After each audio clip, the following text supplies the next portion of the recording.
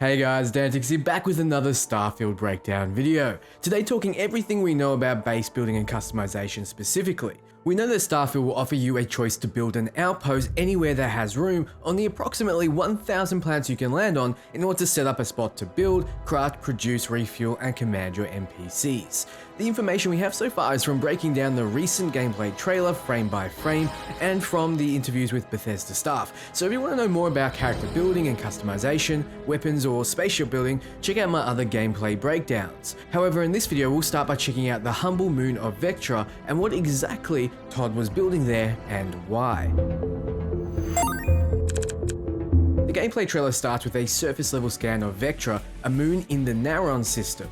It has a temperature of minus 199 degrees, only 1% O2 in the atmosphere, and a gravity of 0.91 when compared to Earth. It's got 9 out of 9 resources, which doesn't give us the full picture of just how valuable the planet is yet. However, it has 0 fauna and flora, so that does tell us that the moon is barren of life, at least within the 50-meter scan range. We can see 1,153 meters ahead is a point of interest. If I had to guess from the icon, I'd say it's another settlement or a merchant. Then we can see the player target the ground. Here they have an option to place an outpost, which they do, take a photo, toggle guides, or go back out of the scan mode.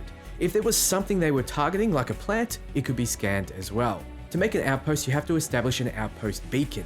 In a radius around the beacon, denoted by the yellow line, you can build.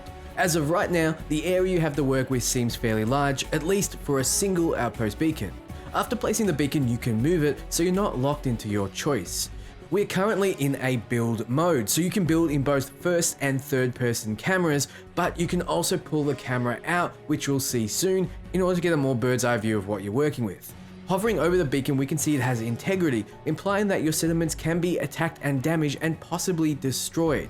I'm not sure of the extent of this, as I'm sure Bethesda knows that coming back to a destroyed base would make people rage. We see the base has statistics for cargo, crew, power, and production.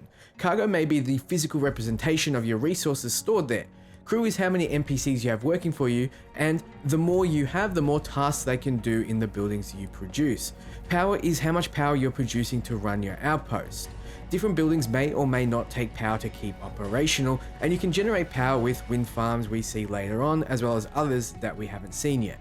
Production is how much resources your outpost generates automatically. Todd has mentioned that your crew can be stationed in your ships and outposts to carry out different tasks, and we see an NPC working at a sewing station a bit later on. What exactly you can produce and what you need for it is still unrevealed, but we can assume you'll need resources for weapons, ammo, armor, ships, buildings, and research. The outpost we built was named Vectra Outpost 1, but when the scene changes, we're now on the Collins Outpost. It's unclear if this is a new outpost or just renamed. We are now in a more bird's eye view, which is called the modify mode, and we can toggle views and distances with different buttons. 2 hydroponic hab rounds were just placed, and now a hydroponic hab A, and they cost 6 aluminium and 2 iron to build each, is placed. The player having more than enough resources to do so. It also costs 0 power to run. Habitats come in all shapes and sizes, similar to how they are when building a ship. We can see at the bottom that there's a build limit, though as of right now we don't know what that is. The base has 30 power to use, but we can't see what's generating it. As of right now, we can only see 9 options for structures. An outpost airlock, which will be used to get into the outpost, keep the air inside and the nasties outside. Seems like we've got 1 out of 2 built. Not sure if this means we can only have 2 max in each outpost, or that we have already built 2 and only placed 1. I'm leaning towards the latter, as we see the player moving the airlock around the hard points of the habs, and once placed, the 1 out of 2 remains the same. What you'll notice is that each structure has multiple points the airlock can attach to, and the ramp adjusts sizes to suit where it's placed. It also costs 6 aluminium and 2 iron. Then we have a 4-walled hab, which can be attached to a hard point like the airlock can. The player places one coming off the round hydroponic hab, and then tries to place another, but gets an error that the foundation is too tall. Does that mean some areas will need to be avoided, as I can't see any terraforming tools here to make up for that? Then he tries to place a small science hab, same cost, roughly the same size, and it's interesting to see the buildings can connect to each other in many different ways. The last hab we're shown is the military. It's the same size and cost.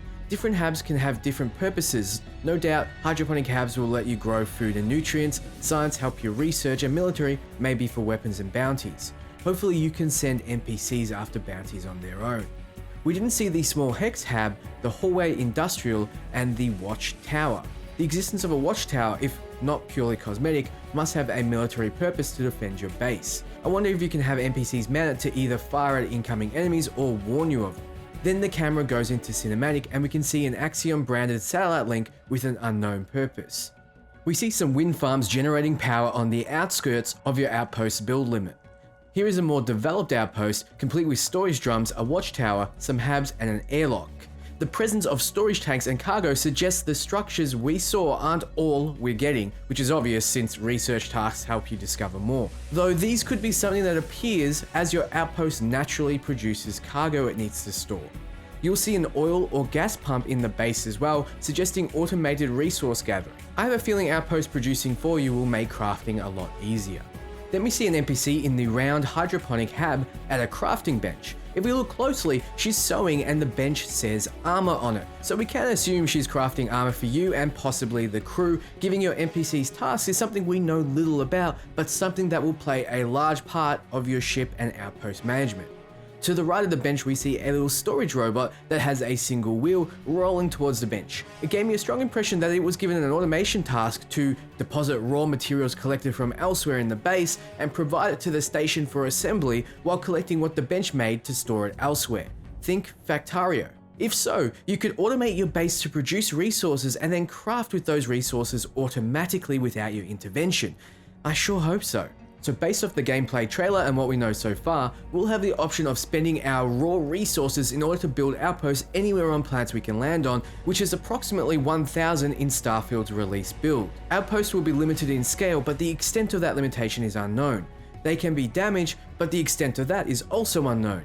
The assumption is that there will be dangerous areas, dangerous fauna, and maybe even raiders and pirates. Bases will provide a space to rest, relax, but also to build, craft, heal, and plan. You can also recruit crew and set them to tasks around your base. The extent of this is unknown, but Todd seems to imply that it's important to a good outpost. And at least we know that NPCs can craft armor for you, and that we have robots moving around your outpost carrying out tasks. I assume the goal will be to get your outpost fully autonomous, and it was hinted that NPCs will have their own generated outposts on planets you explore that you can trade with or raid. Outposts will need power, which you can generate based on the planet. I assume low light ones will struggle with solar panels and low wind ones would struggle with wind farms. No doubt the location of where you choose to settle will matter drastically, as different planetary bodies or moons will have different resources to mine, as well as different gravity, O2 levels, and dangers from the flora and fauna, as well as just cosmetically look different. We know that different skills will be needed to build the best bases, and resources will be required to unlock everything. And that's all we know so far. What do you think? Are settlements and building outposts your thing, or would you rather see them out of the game? Let me know below. For everything Starfield, you're in the right place. Ciao, friends.